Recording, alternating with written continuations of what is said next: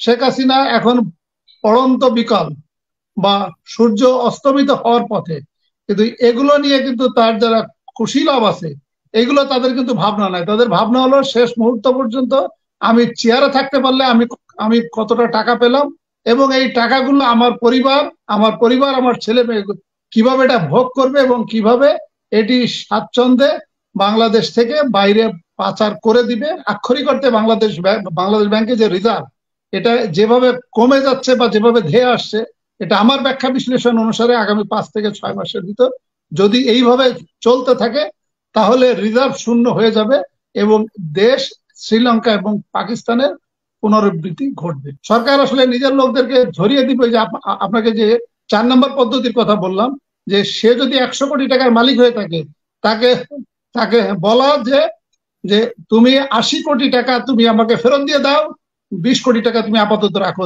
Otherwise তোমার চাকরি থাকবে না, তুমি জেলে যাবা এবং তুমি সমাজে কলঙ্কিত হয়ে যাবে। এই যে সুইস ব্যাংকের যে টাকাগুলো, বাংলাদেশের যে টাকাগুলো, এই টাকাগুলো তো ভার্চুয়ালি শেখ হাসিনা বা শেখ হাসিনার সরকারের যারা আওয়ামী লীগ স্পেন্সার, ওদেরই কিন্তু টাকা। কারণ এই মুহূর্তে গত 18 বছরে বিএনপি বা অন্য রাজনৈতিক দলের নেতা কর্মীদের টাকা এই মুহূর্তে সুইস ব্যাংকে থাকার কথা না। তাহলে দেখেন কত বছর হঠাৎ করে 3 কোটি সুইস ফ্রাঙ্ক কিন্তু উঠিয়ে নেওয়া।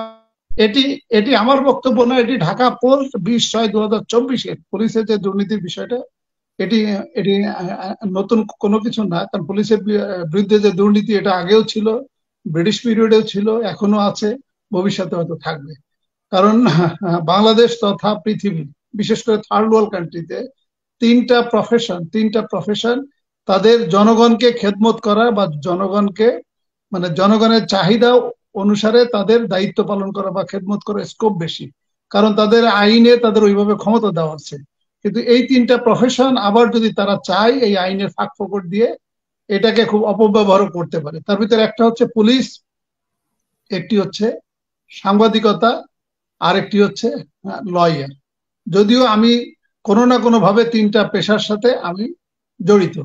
আমি পুলিশ, আমি উকিল, এবং আমি যেহেতু লেখালেখি করি বা ওই যে লেখালেখি করি, সেই হিসেবে আমি সাংবাদিকতার সাথেও কিছুটা জড়িত। তা এখন এই 3টা পেশা নিয়ে মানুষের নানান কৌতূহল, এবং 3টা পেশার যেহেতু ক্ষমতাও দেওয়া থাকে বেশি, মানুষকে খেদমত করাও যায় বেশি। কিন্তু যদি আপনার খেদমত করার টেন্ডেন্সি থাকে তাহলে আপনি খেদমত করতে পারেন, যদি খেদমত করার ইচ্ছা না থাকে তাহলে আপনি এটার ভিতর দিয়ে মানে আপনাকে যে আইন দেওয়া হয়েছে এটাতে আপনি যথেষ্ট অপপ্রয়োগ করতে পারেন। তা এখন যেটা হলো যে আমি যেহেতু আমাকে প্রশ্ন করলেন যে আগে 2018 সালে আমাদের ডক্টর কলিমুল্লাহ যেটা বললেন, ওই যে রিচার্ড নেপিউ মহোদয় কথা উনি বারবার বলেন, এবং উনি যে দুর্নীতির বিষয়ে জিরো টলারেন্স বা দুর্নীতির বিষয়ে যে কথাগুলো বলে গিয়েছিলেন, এবং এরপরে 2018 সালের পর থেকে গত 5 বছর আপনি যেমনটি বলছিলেন যে তাহলে কি সরকার ঘুমিয়ে গিয়েছিল, হঠাৎ করে এই জিনিসগুলো একের পর এক এটা আসছে কেন? এটি আমারও প্রশ্ন যে এটি একের পর এক এই বিষয়গুলো আসছে কেন? দুর্নীতি কি আগে হয় নাই? আগে হয়েছে। কিন্তু আমার কাছে যেটা মনে হচ্ছে যে সরকার এখানে এক ঢিলে 4 পাখি মারতে চাচ্ছে। একটা হচ্ছে, এখন আপনি হয়তো বলতে পারেন যে 4 পাখি কি, তাহলে একটা হচ্ছে, প্রথম পাখি হচ্ছে সরকার তো এখন আক্ষরিক অর্থে বেকায়দায় আছে। বিশেষ করে তার অর্থনীতিটা যেভাবে ধেয়ে আসছে, অর্থনৈতিক অভ্যুত্থানের যে ভয়টা তারা পাচ্ছে, এটা নিয়ে শেখ হাসিনা মোটামুটি একেবারে হন্যে হয়ে গিয়েছে যে কিভাবে এটা হ্যান্ডেল করবে। কারণ এই সরকারকে কন্টিনিউ করার জন্য একমাত্র শেখ হাসিনা ছাড়া অন্য কারোর কিন্তু দায়ী দায়িত্ব নাই, অন্য কেউ কিন্তু ভাবছে না। কারণ সবার ধান্দা হলো পয়সা ইনকাম করা, সবার ধান্দা হলো অর্থ ইনকাম করা। শেখ হাসিনা এখন পড়ন্ত বিকল বা সূর্য অস্তমিত হওয়ার পথে, কিন্তু এগুলো নিয়ে কিন্তু তার যারা কুশীলব আছে, এগুলো তাদের কিন্তু ভাবনা নাই। তাদের ভাবনা হলো শেষ মুহূর্ত পর্যন্ত আমি চেয়ারে থাকতে পারলে আমি কতটা টাকা পেলাম, এবং এই টাকাগুলো আমার পরিবার আমার ছেলে মেয়ে কিভাবে এটা ভোগ করবে এবং কিভাবে এটি স্বাচ্ছন্দ্যে বাংলাদেশ থেকে বাইরে পাচার করে দিবে বা পাচার করে দেওয়ার চেষ্টা করবে। তো এক হলো যে আপনি যেমনটি বলছিলেন যে তাহলে এক ঢিলে 4 পাখি কি, 4 পাখি হচ্ছে আমাদের ইউএসএ বা পশ্চিমা বিশ্বকে একটা শেখ হাসিনার পক্ষ থেকে বা শেখ হাসিনার সরকারের পক্ষ থেকে একটা মেসেজ দেওয়া যে আমরা দুর্নীতির বিষয়ে জিরো টলারেন্স। আপনারা যেহেতু বারবার বলছেন এবং জেনারেল আজিজের যে স্যাংশন, সে স্যাংশনেও আপনি ইনডাইরেক্টলি গণতন্ত্র, মানবাধিকার এবং ক্ষমতার অপব্যবহার এবং দুর্নীতির কথাও কিন্তু উল্লেখ আছে। তো এটি হলো একটা পাখি। আরেকটি পাখি হচ্ছে এই যে আমাদের 7ই জানুয়ারি 2024 যে নির্বাচন, এটি তো খুব একটা বেশি আগের না, মাত্র 5 মাস আগে। তো এই যে মানুষের যে ক্ষোভ বা মানুষের যে ক্ষত এবং এবং 95% জনগণ ভোট দিতে পারে না, এটি হলো শেখ হাসিনা বা শেখ হাসিনার সরকার বাচ্চাদের ঘুম পাড়ানির মতো একটা ঘুম পাড়ানি, মানে ঘুম পাড়ানির গান গাইয়ে সবাইকে একটু ঘুম পাড়িয়ে দিবে যে 7ই জানুয়ারি 2024 যে নির্বাচন হয়েছিল তোমরা এটা ভুলে যাও। এটাকে ভুলিয়ে দেওয়ার জন্য, মানুষের অ্যাটেনশন ডাইভার্ট করার জন্য, এটিও একটা মানুষকে এনগেজ রাখা। যে আপনি এখন আলোচনা করছেন, আমি আলোচনা করছি, চন্দ্রনন্দী আলোচনা করছে, প্রফেসর কলিমুল্লাহ আলোচনা করছে, বা বিভিন্ন অনলাইন ইলেকট্রনিক প্রিন্ট মিডিয়াতে আলোচনা হচ্ছে, এগুলো একটু মানুষকে এনগেজ রেখে 7ই জানুয়ারি 2024 যে বিতর্কিত নির্বাচন, এটা নিয়ে একটু ঘুম পাড়িয়ে দেওয়া, প্লাস উপজেলা নির্বাচনে।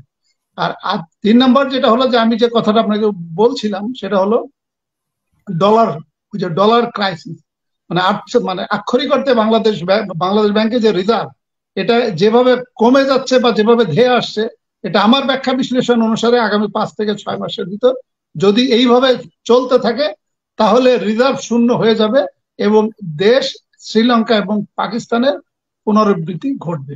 ওই ক্ষেত্রে তখন $1 হয়ে যাবে, $1 হয়ে যাবে 400 টাকা, 500 টাকা, যেভাবে পাকিস্তানে এই মুহূর্তে $1 সমান 300 রুপি এবং এক পাউন্ড সমান 400 রুপি। এটি হলো 3 নম্বর ইয়ে। আর 4 নম্বর হলো এবং যেটা আমার কাছে একটা বিশ্বাসযোগ্য, আমার কাছে এটা মনে হয় যে 4 নম্বর হলো যে শেখ হাসিনার যারা কুশীলব বা লেসপেন্সার, যারা শেখ হাসিনাকে ভার্চুয়ালি ক্ষমতায় রেখেছে, এখন শেখ হাসিনা যেহেতু ডলার সংকটে, এখন শেখ হাসিনা ভাবছে বা শেখ হাসিনার সরকার ভাবছে যে আমরা যে কোনো ভাবে এদের এই টাকাগুলো যেগুলো পাচার হয়েছে, তাদেরকে ভয়ভীতি দিয়ে যে তাদেরকে বলা যে তোমাদের বিরুদ্ধে মামলা হবে, তোমার চাকরি যাবে, তুমি জেলে যাবে, বরং যে টাকা পয়সাগুলো আছে এটা আমরা যে ফান্ডে দিয়ে দিতে বলি, ওই ফান্ডে দিয়ে দাও। তো টাকাগুলো যদি বাইরে চলে যেয়ে থাকে, তাহলে ওইগুলো ডলার আকারে বাংলাদেশে রিটার্ন আসবে। তাহলে এটা এই মানে 4টা বিষয় মাথায় রেখে সরকার এই কাজটা করতে পারে। প্রথম কাজ হলো ইউএসএ বা পশ্চিমা বিশ্বকে একটু সন্তুষ্ট রাখা যে আমরা দুর্নীতির বিরুদ্ধে জিরো টলারেন্স, এবং বাস্তবেই আমি এটা কার্যক্রম গ্রহণ করেছি। 2 নম্বর হচ্ছে জনগণকে ঘুম পাড়িয়ে দেওয়া। 3 নম্বর হলো আমার যে ডলার ক্রাইসিস, এইটাকে মোকাবেলা করা। 4 নম্বর হলো আমাদের গ্রামে গঞ্জে বা শহর এলাকায় যে সমস্ত সন্ত্রাসীরা চিন্তাই করে, ধরেন হাসিনা আক্তার, আপনি রাস্তা দিয়ে হেঁটে যাচ্ছেন, আপনার ভ্যানিটি ব্যাগে 1 লক্ষ টাকা আছে, 1 লক্ষ টাকা ছিনতাই হয়ে গেল। এখন ওই ছিনতাইকারী যে ওস্তাদ, সে আবার এই খবর পেয়ে গেল যে হাসিনা আক্তারের ভ্যানিটি ব্যাগে 1 লক্ষ টাকা ছিল, এই ছিনতাইকারী 1 লক্ষ টাকা নিয়েছে। ছিনতাইকারী যে ওস্তাদ, সেই ছিনতাইকারীকে ডেকে বললো যে আমি খবর পেয়েছি তুমি 1 লক্ষ টাকা হাসিনা আক্তার ভ্যানিটি ব্যাগের থেকে পেয়েছো, তুমি অনুগ্রহ করে 80,000 আমার ফান্ডে দিয়ে যাও, 20,000 তুমি রাখো। এখন আমার কাছে যেটা মনে হয়, দেখেন যে সমস্ত খবরাখবরগুলো আসছে, এটা এত গোপনীয়, মানে এমন গোপনীয় ইনফরমেশন, যেটা আমার যেটা ধারণা সাংবাদিকদের পক্ষে এত গোপনীয় ইনফরমেশন পাওয়া সম্ভব না। তাহলে একের পর এক এই সমস্ত তথ্যগুলো কিভাবে আসছে? সাংবাদিকরা যে তথ্যগুলো পেতে পারে, সেটি হলো যে আমাদের ইনকাম ট্যাক্সের ফাইলে যে তথ্যগুলো আছে, আর হয়তো 19-20 করে এদিক ওদিক ডাইন বাম করে হয়তো কোনো তথ্য পেতে পারে। কিন্তু আপনি দেখেন এই সমস্ত কর্মকর্তাদের এমন তথ্য আসছে যেটি সরকারের ইন্ধন ছাড়া বা সরকারের ইশারা ছাড়া এই সমস্ত তথ্য পাওয়া সম্ভব না। এখন আপনি হয়তো ভাবতে পারেন যে তাহলে সরকার কেন তার নিজের লোকদেরকে ধরিয়ে দিবে? সরকার আসলে নিজের লোকদেরকে ধরিয়ে দিবে যে আপনাকে যে 4 নম্বর পদ্ধতির কথা বললাম, যে সে যদি 100 কোটি টাকার মালিক হয়ে থাকে, তাকে বলা যে তুমি 80 কোটি টাকা তুমি আমাকে ফেরত দিয়ে দাও, 20 কোটি টাকা তুমি আপাতত রাখো, আদারওয়াইজ তোমার চাকরি থাকবে না, তুমি জেলে যাবা এবং তুমি সমাজে কলঙ্কিত হয়ে যাবা। তাহলে সরকার হয়তো ভাবছে তাহলে সেই ক্ষেত্রে তার কিছু ডলার সংকট মানে একটু কেটে যেতে পারে। আর আরেকটা যেটা হলো যে এটা আমি কেন বলছি, এটা আমি বলছি দেখেন আপনার গত 20 টাকা দিয়ে ডলার সংকট কেটে যাবে, মানে এটা কি আসলে ডলার সংকট কাটানোর জন্যই এটা সামনে আনা হচ্ছে, শুধু পুলিশের উপরে কেন? না, পুলিশের উপরে কেন, কাস্টমস কমিশনার যে আসছে ডক্টর মতিউর, এবং এর আগে সম্ভবত 2 সপ্তাহ আগে বা 3 সপ্তাহ আগে রোডস অ্যান্ড হাইওয়েজ এর একজন ইঞ্জিনিয়ার, সম্ভবত উনি অ্যাডিশনাল চিফ ইঞ্জিনিয়ার বা চিফ ইঞ্জিনিয়ার ছিলেন, ওনারও তো হাজার কোটি টাকার সম্পদের হিসাব আসছে। এই জন্য আমার ধারণা আস্তে আস্তে শেখ হাসিনা সরকারই হয়তো বলেছে যারা এই সমস্ত টাকাগুলো লুটপাট করেছে এদেরকে, ওই যে আমি যে উদাহরণটা দিলাম যে যিনি ছিনতাইকারী 1 লক্ষ টাকা নিলেন, ছিনতাইকারী যিনি ওস্তাদ উনি যদি বলে 1 লক্ষ টাকার 80,000 টাকা আমাকে দিয়ে যাও, তাহলে তো তাকে দিয়ে আসতে হবে। তো এখন আপনি দেখেন যে গত 20/6/2024 ঢাকা পোস্ট যে পত্রিকা, ওখানে কিন্তু একটা একটা নিউজ এসেছে, সেখানে বলেছে যে সুইস ব্যাংক থেকে গত বছর বা গত গত 4-5 বছর ধরে, বিশেষ করে গত বছর অস্বাভাবিক হারে টাকা উঠিয়ে নেওয়ার হিড়িক পড়েছে। এবং তারা তারা যে ইনফরমেশন দিয়েছে যে মানে গত বছর পর্যন্ত সুইস ব্যাংকে বাংলাদেশিদের টাকার পরিমাণ ছিল 5.5 কোটি সুইস ফ্রা। সেটি গত বছর প্রায় 3 কোটি সুইস ফ্রা উঠিয়ে নেওয়া হয়েছে। এবং এখন এখন সুইস ব্যাংকে বাংলাদেশিদের টাকা আছে 1.8 কোটি ফ্রা। তো এই যে দেখেন, এগুলো একটার সাথে আরেকটা, কারণ এই যে সুইস ব্যাংকের যে টাকাগুলো, বাংলাদেশের যে টাকাগুলো, এই টাকাগুলো তো ভার্চুয়ালি শেখ হাসিনা বা শেখ হাসিনার সরকারের যারা আওয়ামী লীগ স্পেন্সার ওদেরই কিন্তু টাকা। কারণ এই মুহূর্তে গত 18 বছরে বিএনপি বা অন্য রাজনৈতিক দলের নেতাকর্মীদের টাকা এই মুহূর্তে সুইস ব্যাংকে থাকার কথা না। তাহলে দেখেন গত বছর হঠাৎ করে 3 কোটি সুইস ফ্রা কিন্তু উঠিয়ে নেওয়া। এটি এটি আমার বক্তব্য না, এটি ঢাকা পোস্ট 20/6/2024 যে বক্তব্য, এগুলো যদি আপনি ব্যাখ্যা বিশ্লেষণ করেন, আমার কাছে যেটা মনে হয় এটার সাথে একটা যোগসাধক থাকতে পারে। আর আরেকটা যে কথাটা আমাদের আমাদের চন্দন নন্দী যেটা ওই যে বললেন যে আমাদের ওই যে আনার হত্যাকাণ্ডের বিষয়, আনার হত্যাকাণ্ডের বিষয়তে এগুলো অনেক আলোচনা হয়েছে, এগুলো নিয়ে আর আলোচনা করে মানে মানে আমাদের আমরা তো আলোচনা করি, কিন্তু আলোচনা করে তো আসলে খুব বেশি লাভ হয় না। কারণ একটা গণতান্ত্রিক সরকারে বা একটা গণতান্ত্রিক কাঠামোতে যে আমরা যারা আলাপ করি, আমরা তো শুধুমাত্র সরকারের সমালোচনা বা সরকারের এগেস্টে আমরা বলি না, বাট আমরা যে কনস্ট্রাকটিভ আলোচনাগুলো করি, আমরা যে আইনের ব্যাখ্যা বিশ্লেষণ গুলো দেই, একটা গণতান্ত্রিক সরকার আসলে এগুলো কিন্তু আমলে নেয় বা আমলে নেওয়া উচিত। এবং তারা যদি মনে করে যে আমরা কথাগুলো সঠিক বলেছি বা এখান থেকে কোনো নিদর্শন আছে বা এখান থেকে কোনো ডাইরেকশন আছে, তাহলে কিন্তু একটা গণতান্ত্রিক সরকার সেগুলো গ্রহণ করে জনগণের সুবিধার্থে বা জনগণের স্বার্থে। কিন্তু আলটিমেটলি তো বর্তমান সরকার বা গত 15 বছর ধরে জনগণের উপরে মানে আকুণ্ঠ আকুণ্ঠ মানে চেপে দেওয়া যে সরকার, সেই সরকার তো আসলে কোনো কিছু শুনছে না। আর আমার আরেকটা জিনিস, আমি একটা নতুন তথ্য পেলাম ডক্টর কলিমুল্লাহ থেকে, যে আমাদের Dhaka metropolitan police commissioner Habibur রহমানও উনি পিএইচডি করছেন মানি লন্ডারিং উপরে, যদি আমি ভুল না শুনে থাকি, যেটা ওই ডক্টর কলিমুল্লাহ বললেন। আমার ডক্টর কলিমুল্লাহ যেভাবে পিএইচডি সুপারভাইজ করছেন, আমি তো দেখলাম যে আমাদের আগের যে 3 জন সেনাপ্রধানের ভিতর 2 জন সেনাপ্রধানের সুপারভাইজার উনি ছিলেন, জেনারেল আজিজ, এবং বর্তমান জেনারেল শফিউদ্দিনকেও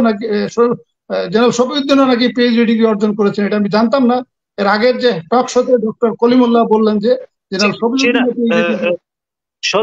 সদ্য বিদায়ী মাননীয় সেনাপ্রধান আমার সঙ্গে এনরোল ছিলেন আপনার এমফিল প্রোগ্রামে। পিএইচডিটা উনি সম্পন্ন করতে পারেননি, কারণ সেন্ট্রাল আফ্রিকান রিপাবলিকে তিনি মিশনে চলে গিয়েছিলেন, সেই কারণে। পরবর্তীতে তিনি ভিন্ন ব্যক্তির তত্ত্বাবধানে করেছেন, আমার তত্ত্বাবধানে পিএইচডি করেননি, এমফিল করেছেন। জি, এখন ডক্টর কলিমুল্লাহ যেভাবে পিএইচডি ডিগ্রি সুপারভাইজ করছেন, এটা ভালো। আমি আপনাকে উৎসাহ দিচ্ছি, কারণ আমাদের হাদিসে আছে যে 3টি কাজ যদি আপনি করেন তাহলে আপনার যে সবটা অনন্তকাল ধরে চলবে। একটি হচ্ছে জ্ঞান বিতরণ, এলেম; 2 নম্বর হচ্ছে দান করা; 3 নম্বর হচ্ছে আপনি সুসন্তান যদি রেখে যান। বাট বাকি 2টা বিষয় তো আমরা জানি না, যে আপনি আক্ষরিক অর্থে দান করেন কিনা, এটা আমরা অবশ্য জানি না। আরেকটি হচ্ছে যে আপনার সন্তানগণ বা সন্তানাদি আছে কিনা, বা যদি থেকে থাকে তাহলে তাদেরকে সুসন্তান হিসেবে রেখে যাচ্ছেন কিনা, সেটা আমরা অবশ্য জানি না। বাট ওই 2টা বিষয়, যেহেতু এটা আপনার ব্যক্তিগত বিষয়, আমরা জানি না, বাট এলএম এর বিষয়টা যেহেতু আমরা দেখছি